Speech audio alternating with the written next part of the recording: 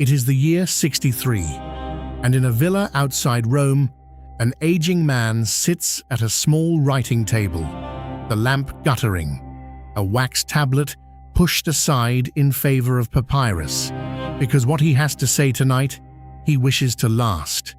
He has been writing letters almost daily to a younger friend named Lucilius, who governs the province of Sicily, and who, like all men in the orbit of the Emperor Nero, must one day choose what he will keep and what he will surrender. The question Seneca takes up this evening is not how to find a friend, nor how to be useful to one, nor how to be loved. The question is whether one ought to make a friend at all. For we are told, by those who watch from a distance, that Seneca had every reason to keep his circle tight, and his counsels closer still. He had returned from 8 years of exile on Corsica. He had been appointed tutor to a boy who became emperor. He had grown wealthy, perhaps shamefully so, in the service of a court whose habits he could not always endorse, and from which he sensed he might one day be required to withdraw by means not of his own choosing. To open the soul to another in such a circumstance was no small matter, and yet the letter he writes that evening to Lucilius does not counsel suspicion. It counsels something stranger and harder and more deliberate. It counsels that the wise man chooses his friends slowly, weighing each as one weighs a thing of value, and that once the choice is made, the soul is given without reserve. This is the principle we will sit with tonight, the chosen company deliberately kept.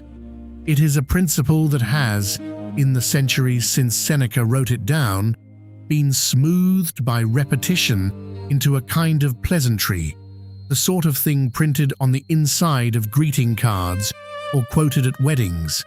But Seneca did not mean it as a pleasantry.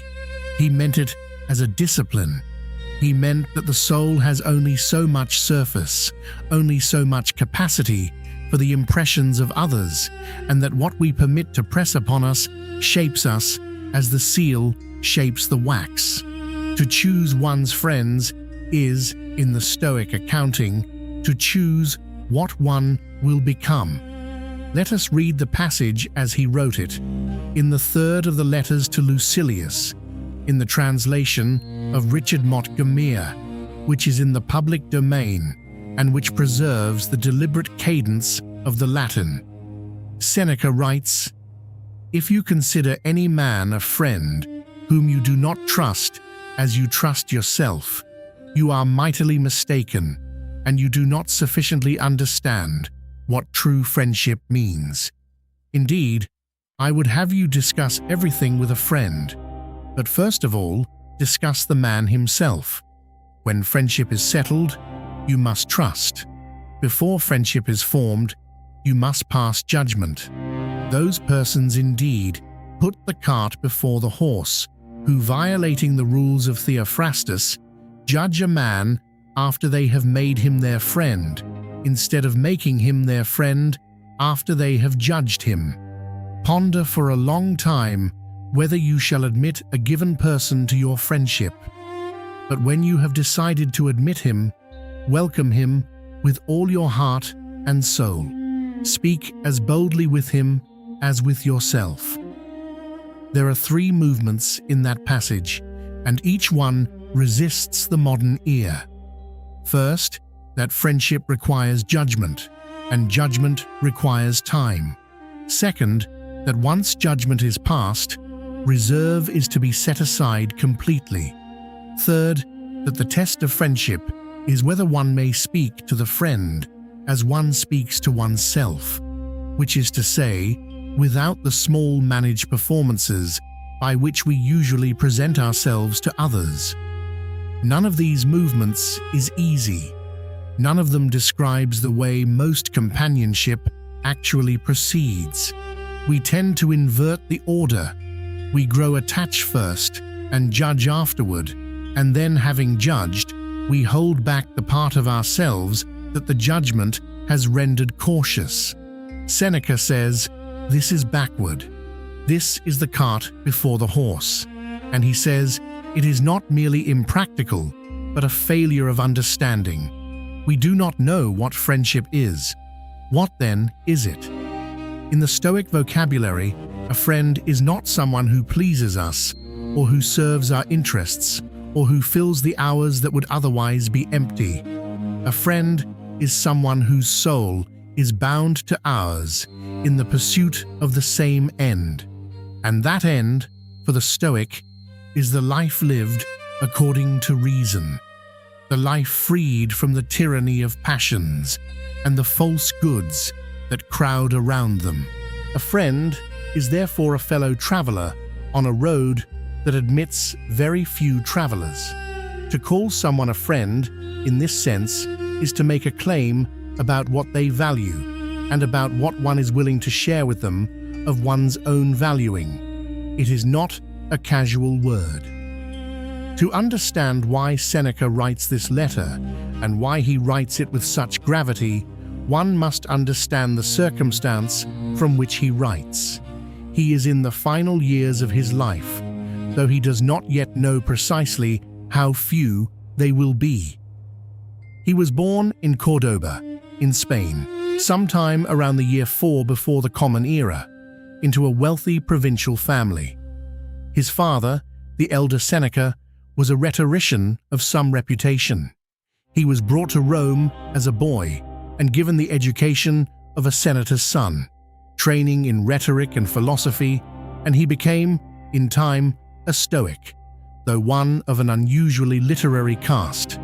His career was brilliant and broken by turns. He won a reputation as an orator under the Emperor Caligula, who, jealous of his style, very nearly had him killed. He survived only because someone at court remarked that Seneca's health was so poor he would soon die anyway. Under Claudius, he was exiled to the island of Corsica on a charge of adultery with a member of the imperial family, a charge that may have been true or may have been pretextual. He spent 8 years there, writing consolations, studying natural philosophy, and learning, one must imagine, what it is to be cut off from the city that had been the whole of his life. He was recalled in the year 49, summoned back by Agrippina, the new wife of Claudius, who wanted a tutor for her son. The son was 12 years old, and his name was Nero. For the next several years, Seneca was the most influential man in Rome who did not wear the purple.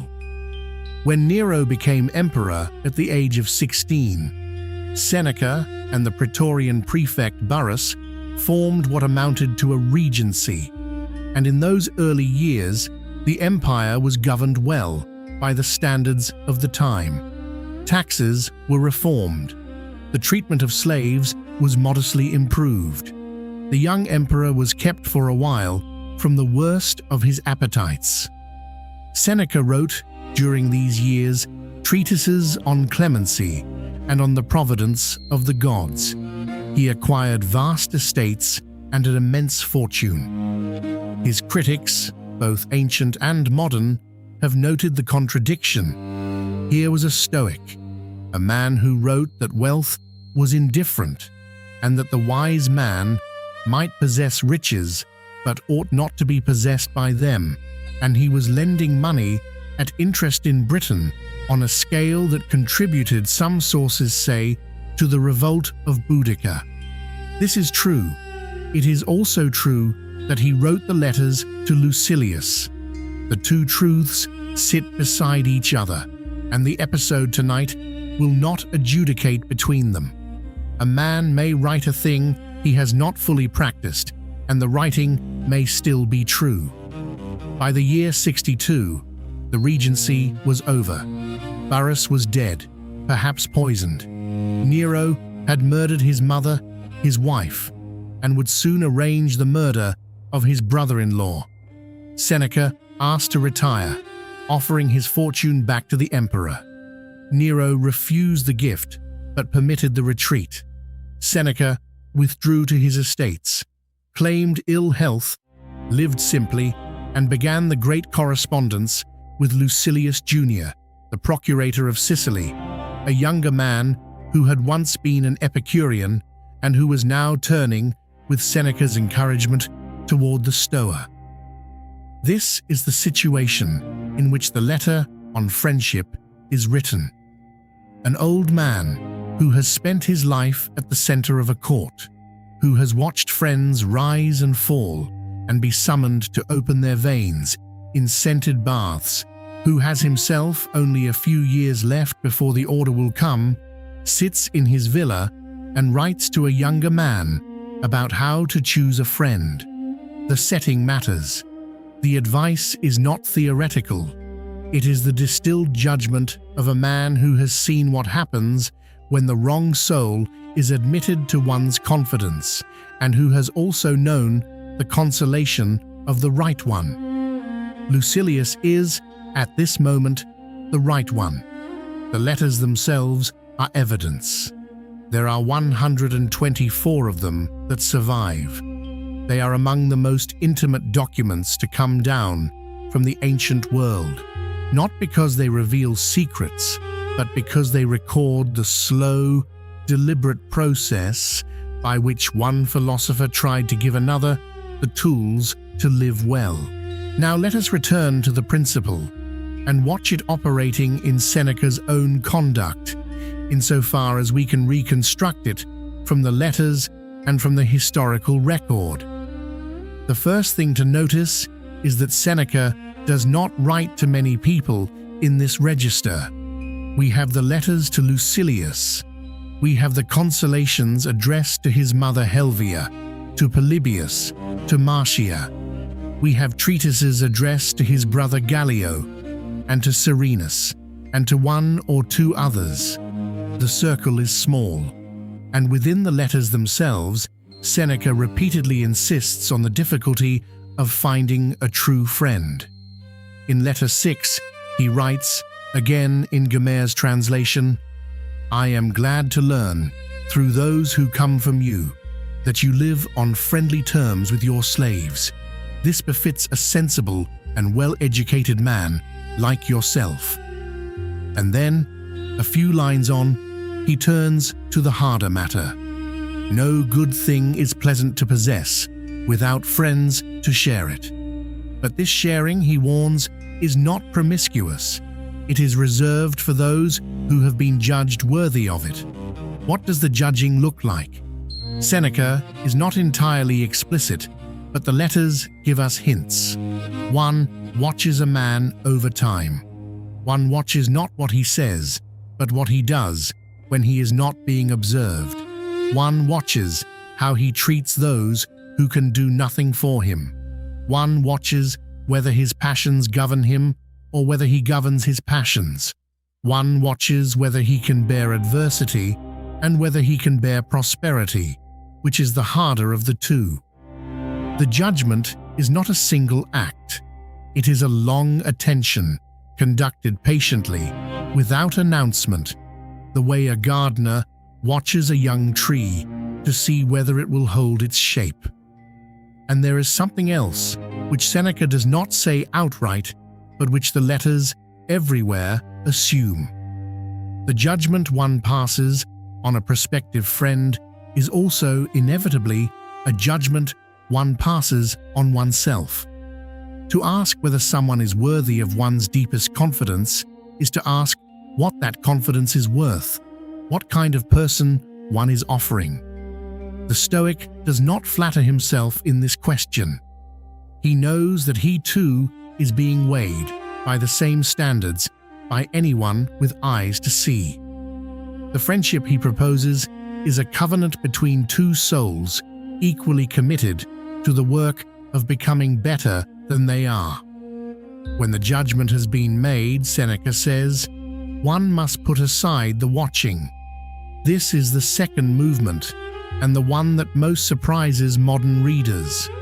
We are accustomed to thinking of trust as a thing that grows incrementally, that one extends a little and then a little more, that protects itself by always holding something in reserve. Seneca rejects this. Once the friend is chosen, the soul is opened. Speak as boldly with him as with yourself.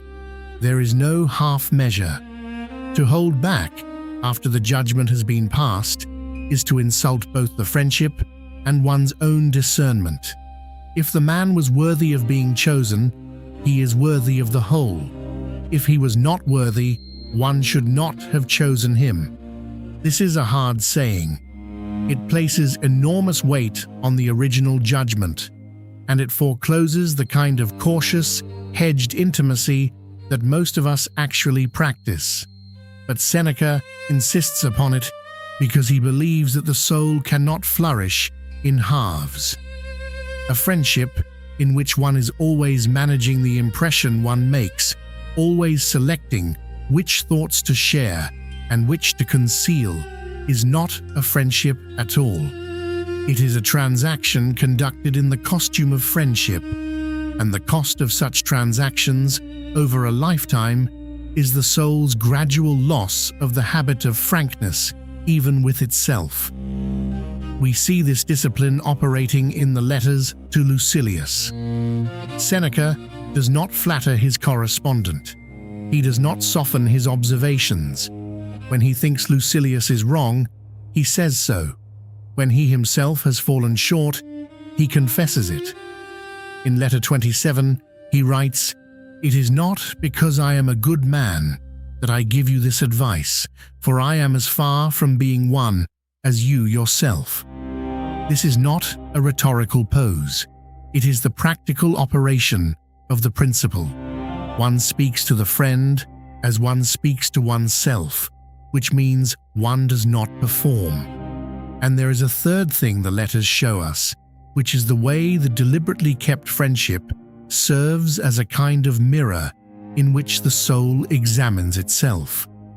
Seneca writes to Lucilius not only to instruct him, but to clarify his own thought. The letters are, in a sense, a philosophical practice conducted in the second person. One sees this in the way Seneca will work through a problem over the course of a letter, sometimes arriving at conclusions he did not foresee when he began. The friend is the necessary occasion for the thinking. Without Lucilius, the philosophy would not have taken this form. It might have taken some other form, but not this one. The friend has shaped the philosopher, just as the philosopher has shaped the friend. This brings us to what Seneca is actually teaching.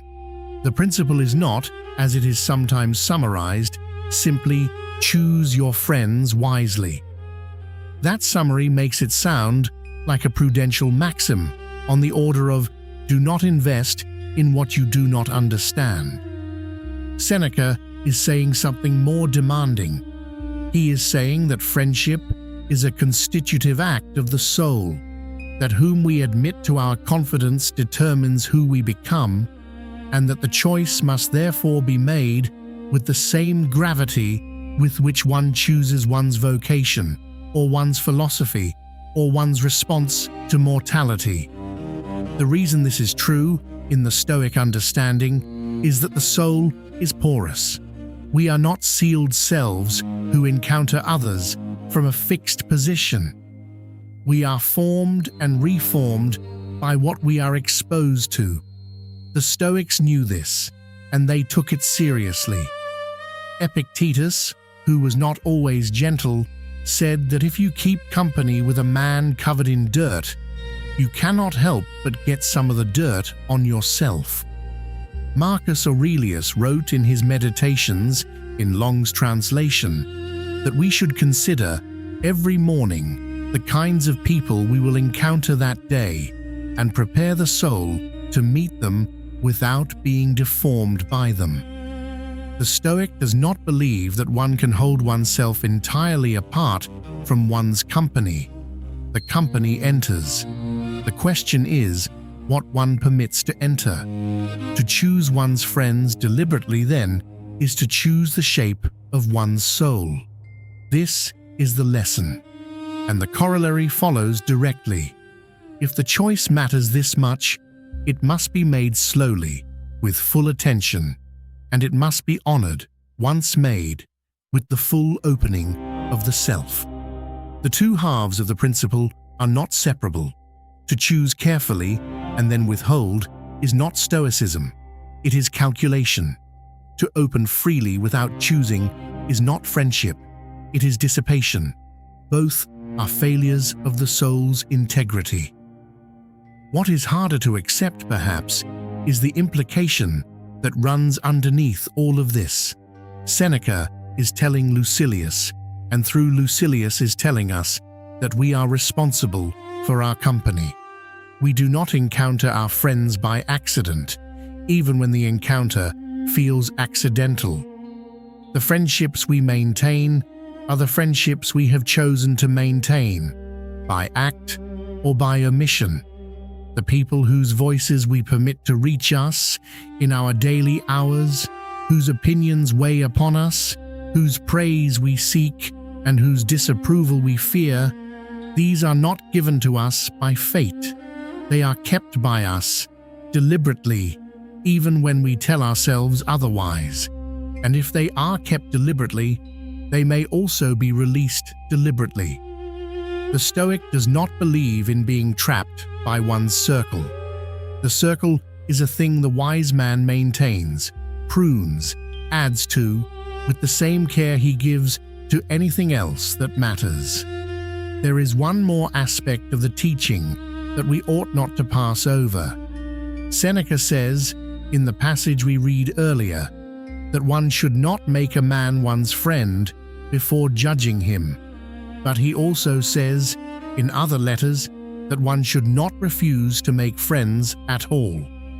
Some of the early Stoics, and some who borrowed from them, had concluded that since friendship exposes the soul to grief, the wise man would do better to remain alone, sufficient to himself, untouchable. Seneca rejects this. The wise man, he says, does not need friends in the sense that he is incomplete without them, but he chooses to have friends because the exercise of virtue, including the virtue of generosity, requires someone to whom one may be generous. The self-sufficient soul is not the soul that refuses connection. It is the soul that connects without requiring the connection in order to be whole. This is a delicate point and worth dwelling on. The Stoic friend is not a need. The friend is a chosen good. One is not diminished by the absence of friends because one's flourishing does not depend on them, but one is enriched by their presence, and the enrichment is real, and the loss, when it comes, is real, and the Stoic does not pretend otherwise. Seneca lost many friends in his life. He wrote consolations for some. He grieved by his own account, though he tried to grieve as a Stoic ought, which is to say, without surrender. The friendships were not less valuable because they were temporary. They were valuable in their season, and the season ended, and the soul that had been open to them carried something of them forward. There is, in this teaching, no triumphant promise. Seneca does not tell Lucilius that if he chooses his friends well, his life will be easy. He tells him that the friends will die, or fail, or change, and that none of this is grounds for refusing to have made them friends in the first place. The deliberation is not insurance. The deliberation is the form of the act. To choose with full attention, to give with full openness, to lose with full acceptance, this is the arc that the Stoic friendship traces. It is not a small thing. It is perhaps one of the largest things a soul may undertake. Consider then what Seneca is asking of his correspondent and of us. He is asking first that we look honestly at the people we presently call our friends and ask whether we chose them or whether they merely accumulated. He is asking, second, that we look at what we share with them and ask whether the sharing is full or whether it is managed. He is asking, third, that we look at what we are becoming under the influence of this company and ask whether the becoming is one we would have chosen if we had been more deliberate at the outset. None of these questions is comfortable. All of them are necessary if the principle is to mean anything beyond a sentiment. And there is a final question, which is perhaps the one Seneca was asking himself in his villa in the last years of a life that had been long and complicated and not always lived as he would have wished. The question is whether one has been oneself, the kind of friend one would have chosen. The principle cuts both ways. To say that one chooses one's friends deliberately is also to say that one is, for someone else, the friend they have or have not deliberately chosen. The judgment one passes is the judgment one invites. The opening one demands is the opening one must be capable of offering. Seneca died in the year 65, 2 years after the letter we have been reading. The order came from Nero, on the suspicion that Seneca had been involved in the Pisonian conspiracy, a suspicion that may or may not have been warranted. He was permitted to choose his manner of death. He opened his veins, and when the blood flowed too slowly, he asked for hemlock, and when that did not work, he stepped into a bath of warm water. His wife Paulina attempted to die with him, though she was saved against her will. Tacitus, who tells the story, says that Seneca spent his last hours dictating to his secretaries, leaving behind, the historian says, words which the public read with reverence. We do not know what those last words were. We have only the letters that came before and what they teach us about how a man may live and how he may choose those who will be with him in the living. So here, at the end, is the question to carry with you. Not whether you have many friends or few, or whether they think well of you, or whether you have been generous to them. The question is simpler and harder. If Seneca was sitting across from you tonight, in a lamplit room, with paper between you, and he asked you to name the souls you have chosen, and to name them deliberately, with the awareness that you are also being shaped by them as you have shaped them, could you give him the names? Could you say why you chose them? Could you say what you have shared with them that you would not share with anyone else? And if there are names you cannot give, or reasons you cannot articulate, or sharings you have been withholding, that too is an answer. It is the beginning of the work. The lamp is still burning. The letter is finished. The man at the table sets down the pen, folds the papyrus, and prepares it for the morning's courier. Outside, the night is quiet. Somewhere in Sicily, a younger man will, in a few days, break the seal and read and consider.